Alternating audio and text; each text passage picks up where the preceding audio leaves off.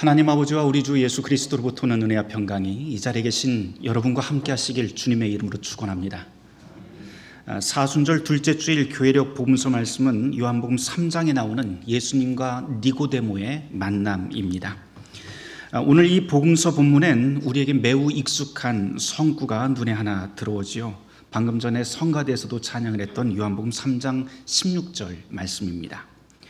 하나님이 세상을 이처럼 사랑하사 독생자를 주셨으니 이는 그를 믿는 자마다 멸망하지 않고 영생을 얻게 하려 하심이라. 워낙 유명한 성구라서 사람들은 이 말씀이 어떤 맥락에서 등장하는지 별로 관심을 두지는 않습니다. 문제는 그렇게 하면 요한복음 3장 16절에 담긴 정말 풍성한 뜻을 우리가 알아채기가 참 어렵다는 데 있습니다. 오늘 그 이야기를 좀 해보려고 합니다. 오늘 말씀은 니고데모가 예수님을 찾아가는 장면부터 시작하는데요. 이 니고데모와 예수님을 한번 비교를 해보는 것부터 시작하는 게 좋을 것 같습니다. 두 사람을 놓고 보면 참 대비되는 부분이 참 많습니다. 니고데모는 평생 동안 하나님의 율법을 연구한 유대인의 지도자이고 지식과 권위를 모두 다 갖춘 인물입니다. 반면에 예수님은 어때요? 예수님은 양질의 교육과정을 거친 적이 없습니다. 성경을 전문적으로 배우지도 않았습니다. 그저 비천한 출신의 가난한 삶을 살았던 분입니다. 그런데 오늘 말씀을 보니까 이 비천한 예수님이 하나님과 그분의 나라를 묻는 니고데모에게 그 답을 알려주고 있는 모습을 보게 됩니다. 서로 역전이 된 것 같아요. 이 둘의 만남은 사실 우연하거나 아니면 단순한 그런 모습 이상으로 보입니다. 여러 면에서 니고데모는 지식, 권력, 그리고 권위 이런 것을 중시하는 세계상을 대표를 하고 또 예수님은 겸손과 섬김을 중시하는 하나님 나라를 대표하는 모습으로 보여집니다. 이런 대조는 이미 니고데모 그리고 예수라고 하는 그 이름 속에도 암시가 되어 있는데요. 우리가 예수 믿는다고 하면서 예수님의 이름 뜻 다 아시죠? 예수라고 하는 이름 뜻은 하나님이 구원하신다라고 하는 뜻입니다. 니고데모라고 하는 이 이름도 아주 독특해요. 두 개의 단어가 합성된 조합된 단어인데 나이키 여러분 아시죠? 나이키라고 하는 것은 이제 그 운동 브랜드인데 승리라고 하는 뜻입니다. 헬라어 그 승리라고 하는 뜻. 그래서 니고데모의 앞자가 니케라고 하는 말과 데모스라고 하는 사람들이라고 하는 말이 합쳐진 말이 바로 이 니고데모라고 하는 뜻이에요.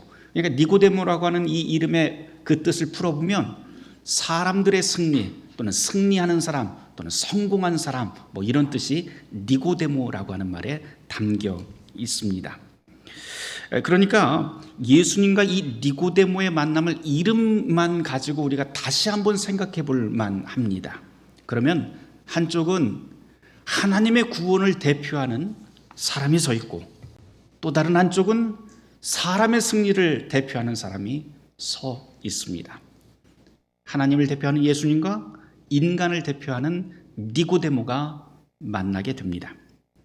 이 둘의 만남은 단순한 만남이 아니라 어쩌면 빛과 어둠 또 하늘과 땅으로 대비되는 두 개의 전혀 다른 이질적인 세계가 만나는 모습으로도 오늘 이 이야기를 들어볼 수가 있을 것 같습니다. 요한복음 전체를 보면 이런 대비가 아주 확실하게 나타나는데요. 1장에서부터 보면 하늘과 땅, 빛과 어둠, 선과 악 등등 두 가지의 전혀 섞일 수 없는 두 가지의 개념들이 날카롭게 대조되면서 계속해서 요한복음을 풀어 나갑니다. 이런 진술 형식은 우리가 마태, 마가, 누가복음에서 거의 보기 힘든 그런 이야기 전개 방식인데요. 자칫 이렇게 양극단의 이야기로만 펼쳐놓은 것으로 우리가 이해를 한다면 오늘 본문은 소위 니고데모와 예수님의 이 만남을 좋은 놈과 나쁜 놈의 대결 이렇게 볼 수 있을지도 모르겠습니다. 어찌 보면 잘못 생각하면 요한복음이 정말 그런 것을 의도하고 있지는 않은가 싶을 정도입니다. 하지만 요한복음은 그렇게 단순하게 말하지 않습니다. 여기서 중요한 것은 이질적인 두 개의 세계가 만났다라고 하는 것이죠. 이 둘의 만남은 하늘과 땅, 어둠과 빛, 하나님과 세상이 만났다라고 하는 뜻으로 읽히고, 요한복음 전체를 계속해서 읽다 보면 이 만남이 변화를 일으킨다라고 하는 것을 우리가 확인할 수 있게 됩니다. 이제 오늘 말씀에 처음부터 좀 찾아서 읽어보도록 하겠습니다. 니고데모가 한밤중에 예수님을 찾아서 이렇게 말해요. 선생님, 당신은 진짜 하나님에게서 오신 분이 참 많은 것 같아요. 하나님이 함께 하지 않았다면 그런 기적은 행할 수 없었을 것입니다 라고 말을 합니다. 2절 말씀이죠. 여기서 니고데모가 표적 또는 기적을 보고 찾아왔다고 하는데, 니고데모는 아마 이전부터 예수님의 그 일거수일투족을 다 이렇게 눈여겨보고 있었던 것 같아요. 우리 요한복음에서만 보면은, 요한복음 우리가 3장을 읽었는데 바로 앞장인 2장에 무슨 이야기가 나오냐면, 예수님이 성전 안에 들어가셔서 부패한 종교 지도자와 대결하는 모습, 그리고 성전 밖으로 나와서는 수많은 사람들에게 베푸는 이적 기사가 거기 나옵니다. 니고데모는 아마도 성전 안에서 예수님이 정말 예수님의 그 기백과 용기도 보았고, 성전 밖에서는 자비와 가난한 사람들에게 보여주는 자비와 기적도 눈여겨보았던 것 같습니다. 이런 모습을 보고는 니고데모가 많은 생각을 했던 것 같아요. 그리고는 예수님을 찾아오게 되죠. 참고적으로 이 니고데모라고 하는 사람은 요한복음에만 나옵니다. 다른 복음서에는 나오지 않아요. 오늘의 본문인 요한복음 3장에 처음 등장하고 두 번째 등장은 요한복음 7장 50절, 그리고 세 번째 등장은 요한복음 19장 39절 이하에서 나옵니다. 이 이야기를 제가 맨 마지막에 좀 오늘 해보도록 하죠. 요한복음 전체를 종합해서 보면 이 니고데모라고 하는 사람은 바리새파이기도 하지만 우리로 말하자면 국회의원 정도로 되는 아주 존경받는 그러한 지도자였던 것 같습니다. 이렇게 유력한 인사가 한밤중에 예수님을 찾아옵니다. 오늘 말씀에 밤에 찾아왔다라고 하는 이 구절을, 짧은 구절을 우리가 눈여겨볼 필요가 있습니다. 왜 밤에 찾아왔을까요? 여러 가지로 추측해 볼 수가 있는데, 제일 먼저 생각할 수 있는 건 그래도 명색이 유대인의 대표 지도자잖아요. 그런 사람이 방금 전에 제사장들과 성전 안에서 그 싸움을 벌였던 이 사람이 지금 제사장들의 굉장한 미움을 받고 있는데, 이 사람을 대낮에 찾아가더니 눈치가 보였던 것 같습니다. 아니면 바리새인들에게는 일종의 교육 의무라고 하는 것이 부과가 되어 있었는데요. 자기 일과 시간에는 그것을 하지를 않고 일과가 다 끝난 다음에 그 교육 과정을 거치기 위해서 밤에 짜투리 시간을 써서 예수님을 찾아왔다라고도 볼 수가 있습니다. 그런데 이것보다도 이 요한복음 기자가 어쩌면 아주 의도적으로 밤에 찾아왔다라고 하는 말을 쓴 것으로 보이기도 합니다. 앞서 언급한 대로 요한복음은 상징과 비유를 매우 탁월하게 사용을 하는데요. 여기서 빛과 어둠이라고 하는 말을 통해서 두 개의 세계를 계속해서 양립해서 보여줍니다. 빛이라고 하는 것은 늘 구원의 세계, 하나님의 세계, 어둠이라고 하는 것은 심판의 세계, 땅의 세계, 또는 아직 진리에 도달하지 못한 불완전한 상태를 표현하는 말이 바로 어둠 또는 밤이라고 하는 단어입니다. 이런 요한복음의 어법을 여기다가 적용을 시켜서 밤에 니고데모가 찾아왔다라고 하는 말과 연결시켜 보면 니고데모의 상황이 지금 어떠한지 어느 정도 추측이 가능합니다. 지금 니고데모는 밤처럼 불완전하고 밤에 있는 것처럼 갈등하고 밤에 있는 것처럼 흔들리고 아직 구원의 진리에 들어가지 못한 상황입니다.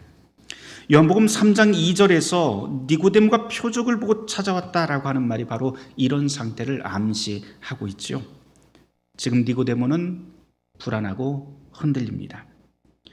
3절부터 시작하는 예수님의 대화에서 더욱더 이런 모습이 더 잘 드러나기 시작을 해요. 그런데 여러분, 이제 이 대화를 한번 잘 들어보세요. 서로가 각자의 말을 하고 있는데 말이 계속 헛도는 것 같습니다. 3절에서 보면 예수님이 이런 말씀을 하시죠.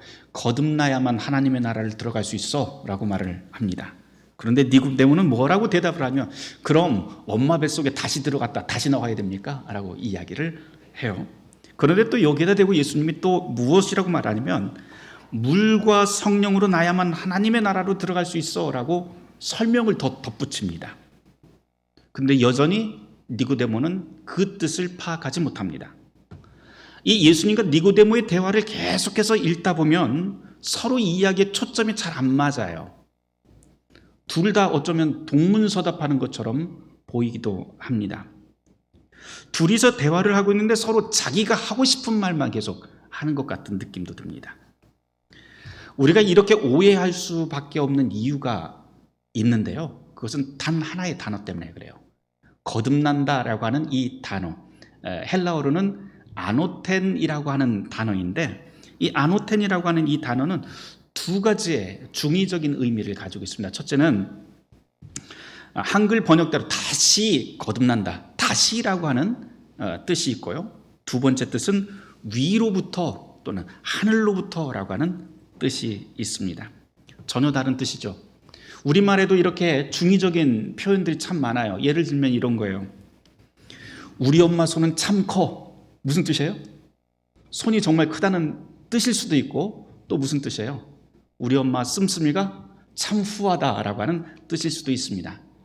중요한 것은 듣는 사람이 어떻게 받아들이는지, 또 말하는 사람이 어떤 의미로 이야기를 하고 있는지 그것을 파악하는 것이 굉장히 중요합니다.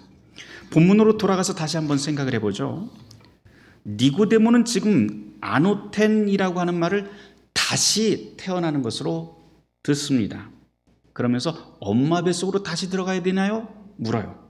그런데 예수님은 아니, 그런 뜻이 아니야 라고 하면서 뭐라고요? 사람이 위로부터, 하늘로부터 나지 않으면 하나님 나라를 볼 수 없어 라고 답을 해주십니다. 그런데 예수님의 이 말씀도 참 이상하죠. 위로부터 난다, 하늘로부터 난다 라고 하는 뜻은 또 무슨 말일까요? 그건 세상에서는 일어날 수 없는 방법, 또는 우리의 힘으로는 어쩔 수 없는 방법, 우리의 눈으로 확인하고 증명하는 그런 방법으로는 안 된다라고 하는 뜻입니다. 그래서 예수님께서 뒷부분에서 바람이 부는 이야기를 해주세요. 바람이 어떻게 부는지 우리는 그것을 간파할 수도 없고, 또 누구의 힘으로 그런 것이 일어나는지 알 수가 없듯이 하늘로부터 거듭난다고 하는 말이 바로 이런 뜻이다라고 예수님께서 설명해 주십니다. 이어서 예수님은 이렇게 말씀하시죠. 물과 성령으로 나야 한다라고 설명해 주십니다. 그런데 구절을 보면 니고데모는 여전히 그 뜻을 알아채지 못해요. 그러자 예수님은 갑자기 민수기 21장에 나오는 이야기를 갑자기 들려주세요. 거기 보면 모세가 광야에서 뱀을 든 것 같이 인자도 들려야 하리니 이는 그를 믿는 자마다 영생을 얻게 하려 하십니다 라고 하는 14, 15절 말씀을 들려줍니다. 민수기 21장에 나오는 일명 불뱀 사건이라고 불리는 사건이죠. 광야로 나선 히브리 백성이 노예 시절 처참한 과거를 깨끗이 잊어버립니다. 그리고는 광야에서 그들을 안내하는 구름 기둥, 불 기둥이 있는데도 그걸 이제는 더 이상 놀라운 신비로운 하나님의 능력으로 여기지를 않습니다. 만나가 처음에 내렸을 적에는 이 이스라엘 백성들이 뭐라고 이야기를 하면 참으로 진주 같고 기름진 고기 같다고 그렇게 막 고백을 하면서 놀라면서 이 만나를 받아 먹었는데, 이제 나중에 뭐라고 이야기하면 하찮은 것이라고 이렇게 고백을 하기 시작을 해요. 이런 상황이 되자, 이렇게 타성에 젖어버리자 하나님의 불뱀을 보내서 징벌을 하고 놋뱀을 보는 사람만 살아남았다라고 하는 것이 민수기 21장의 말씀입니다. 예수님이 바로 이 이야기를 니고데모에게 갑자기 툭 던지세요. 그런데 이 민수기 21장의 이 놋뱀 사건도 참 생각해보면 이상해요. 불뱀이 지금 막 나타나서 사람을 죽였어요. 그런데 뱀을 만들어서 장대 위에다 올려놓으면 그걸 보는 사람들이 다 산다고 이야기를 합니다. 자라보고 놀란 가슴 소뚜껑 보고 놀랄 텐데 왜 하필 뱀으로 죽였는데 뱀을 올려 세워서 뱀을 보는 사람을 치료한다, 살린다 했을까요? 게다가 더 이상한 이야기는 이 민수기 21장의 이 사건 정말 이상한 것은 죽음을 가져온 분도 하나님이고 살리신 분도 하나님이다라고 하는 사실입니다. 도대체 예수님은 이 이야기를 니고데모에게 들려주면서 무슨 이야기를 하고 싶었던 것일까요? 이 민수기에 나오는 불뱀 사건 오늘 다 여러분에게 이야기는 할 수 없습니다만 결론만 여러분에게 말씀을 드리면 하나님은 두려움과 공포의 근원인 동시에 치유와 구원의 하나님이다 라고 하는 사실을 보여줍니다. 달리 표현하면 우리의 공포와 두려움은 모두 다 하나님의 손 안에 있고 그렇기에 치유도 역시 살리는 것도 역시 하나님의 손에 있다라고 하는 것을 우리는 성경에서 배우게 됩니다. 성공한 사람 그리고 사람의 승리, 이 니고데모의 세계 안에 그 키가 있는 것이 아니라 하나님이 구원하신다라고 하는 예수의 세계에 모든 희망의 열쇠가 있다는 걸 보여줍니다. 우리는 인생을 살아가면서 예상치 못한 아픔과 시련을 만나게 됩니다. 그때마다 우리는 이렇게 이야기를 해요. 도대체 이 시련과 두려움이 어디서 시작을 했고 어디서 끝날지 알 수 없을 때가 많습니다. 그때마다 누군가는 이건 하늘의 심판이라고 생각하고 또 하나님을 원망하고 자책하기도 합니다. 하지만 성경은 그것보다도 더 중요한 사실을 우리에게 말하라고 우리를 설득하는데요. 그것은 이 모든 시련을 끝내고 치유하실 분이 하나님이다라고 하고 그렇게 선언한다는 점입니다. 하나님은 바로 이 일을 위해서 놋뱀을 들어 올립니다. 이것이 먼 훗날 니고데모에게 영생의 길을 알려주는 예수님의 그 대답 속에 다시 한번 등장하게 됩니다. 하나님은 모세가 놋뱀을 들어 올린 것처럼 당신의 아들을 십자가에 올려 세우게 됩니다. 그렇기에 십자가는 그를 믿는 모든 사람에게 치유와 구원의 놋뱀이 됩니다. 5절 말씀 다시 한번 보도록 하죠. 예수님께서는 물과 성령으로 거듭나지 아니하면 하나님 나라에 들어갈 수 없다라고 말씀합니다. 여기에서 물이라고 하는 것은 요단강에서 세례를 주며 회개를 선포했던 세례 요한을 우리가 기억나게 합니다. 회개는 무엇인가요? 회개라고 하는 것은 하나님 앞에서 과거의 나의 모든 죄를 자백하고 청산하는 것을 우리는 회개라고 말합니다. 이제껏 이웃을 비방했던 나의 입술, 이익만을 탐했던 나의 마음, 악한 것을 알고도 모른 채 침묵했던 우리의 모든 과거를 철저하게 책임지고 갚고 청산하는 것이 회개입니다. 말로만 하는 것은 회개가 아니에요. 그래서 우리 이런 말도 하잖아요. 과거를 잊은 백성은 희망이 없다라고 하는 말도 바로 이런 맥락에서 같이 이야기할 수 있을 것 같습니다. 성령으로 난다라고 하는 말도 우리가 깊게 생각해 볼 만합니다. 성령은 무엇인가요? 성경에서 성령은 늘 우리를 거룩하게 만드는 영으로 나옵니다. 거룩하게 된다는 것은 하나님의 뜻에 맞게 매일매일의 삶이 변화된다고 하는 뜻이죠. 어제보다 오늘이, 오늘보다 내일이 하나님 앞에 온전히 서도록 우리를 돕는 게 바로 성령입니다. 또한 성령은 이제껏 내가 주인 되었던 내 입술, 내 눈, 내 귀, 내 마음을 하나님이 주인 되도록 만드시는 하늘의 선물입니다. 그래서 성령 받았다라고 하는 사람은 끊임없이 하나님의 저울 위에 자기의 양심을 올려놓고 사는 사람이라고 할 수가 있습니다. 예수 믿는다고 하면서 어제나 오늘이 똑같으면 사실 우리는 솔직히 성령 받은 사람인지 스스로를 점검해 봐야 됩니다. 한번 우리의 삶을 냉정히 한번 돌아보세요. 예수 믿기 전과 믿은 후 지금의 이 모습이 과연 우리는 변해 있는지, 우리의 마음과 말과 행동 이것이 변하지 않았다면 그건 우리는 지금 예수를 허투루 믿은 것이나 다름없습니다. 이쯤에서 영성이라고 하는 말도 한 번 더 해야 될 것 같습니다. 영어로는 spirituality라고 하는데요.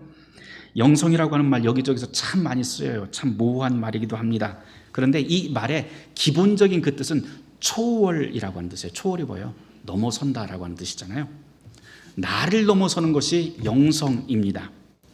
그런데 이 영성이라고 하는 말은 기독교에서만 쓰는 말이 아니고 모든 종교에서 다 써요. 불교에서도 쓰고 힌두교에서도 쓰고 다 씁니다. 그런데 기독교만이 가지고 있는 영성의 독특한 면이 있어요. 그건 뭐냐면 나를 넘어서서 하늘로 그냥 올라가 버리는 게 아니에요. 참된 영성은 나를 넘어서서 바로 내 옆에 있는 이웃에게로 넘어가는 겁니다. 나를 넘어서 다른 사람에게 이어진다. 이것이 바로 기독교적 영성입니다. 그래서 기독교적 영성을 가지고 있다는 말은 그리스도 때문에 측은지심의 마음을 갖는다는 것. 다른 말로 하면, 성경이 말로 하면 내 이웃을 내 몸과 같이 사랑하게 되는 것. 이게 바로 영성입니다. 이걸 성경에서는 성령의 능력 또는 성령의 은사라고도 그렇게 부르지요. 고린도전서 12장 4절에 보면 9가지 성령의 은사가 나옵니다.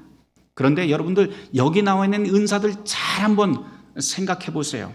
묵상해 보시면 이건 모두 다 내가 혼자 가지고 누릴 수 있는 것들이 아니에요.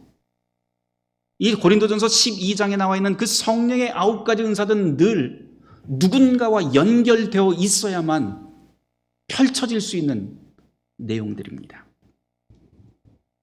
그래서 영성 깊은 사람이라고 하는 말은 혼자서 신비한 체험을 많이 하는 사람이 영성 깊은 사람이 아닙니다.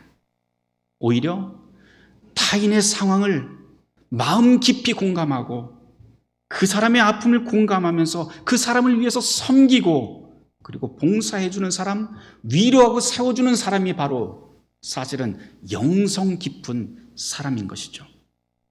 우리 또 이런 말도 많이 하잖아요.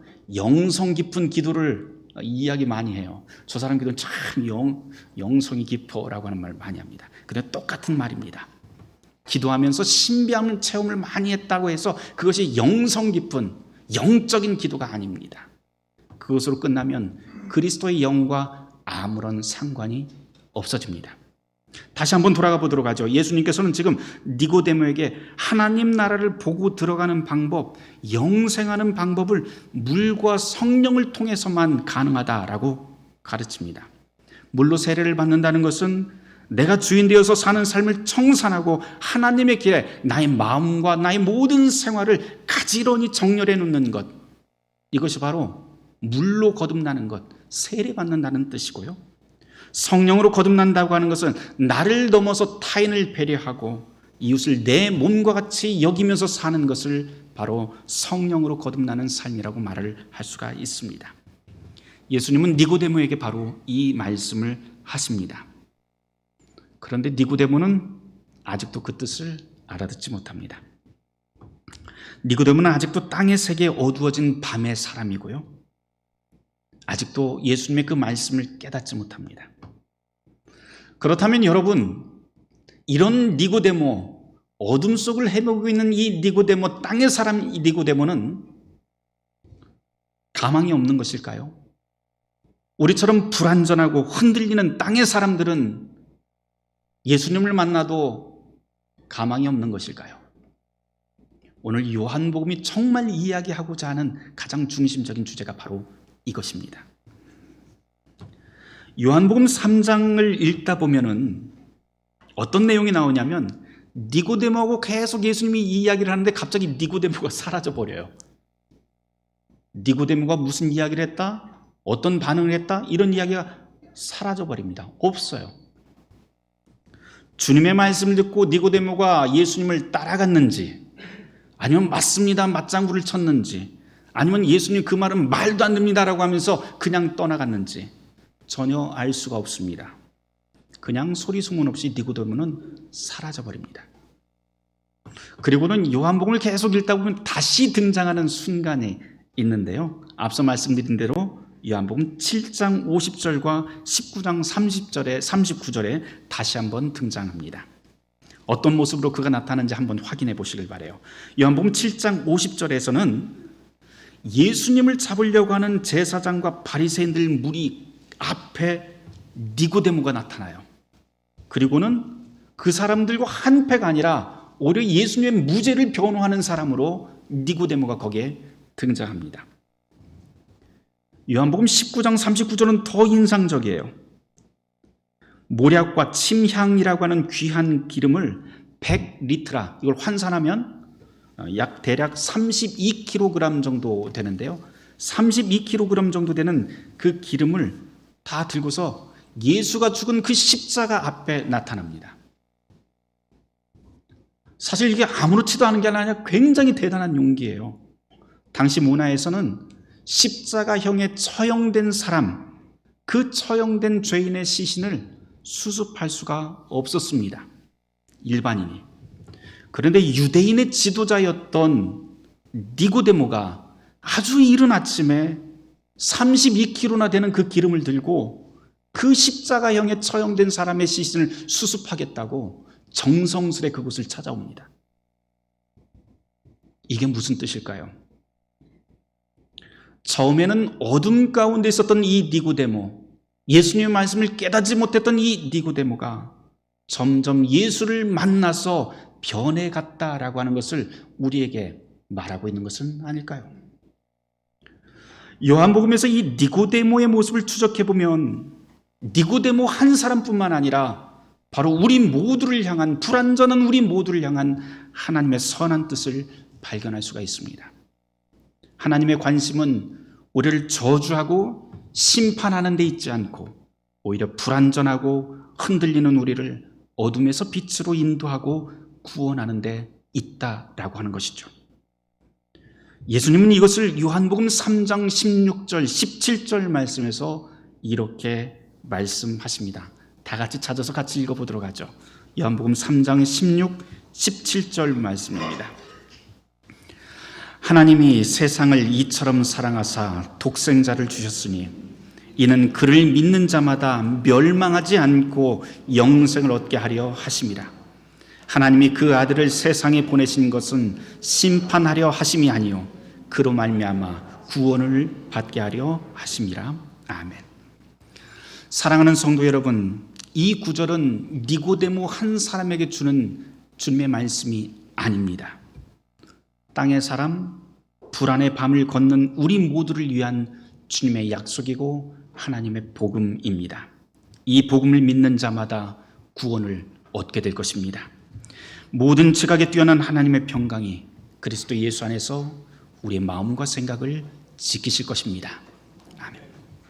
오늘의 말씀을 놓고 잠시 침묵 기도하도록 하겠습니다.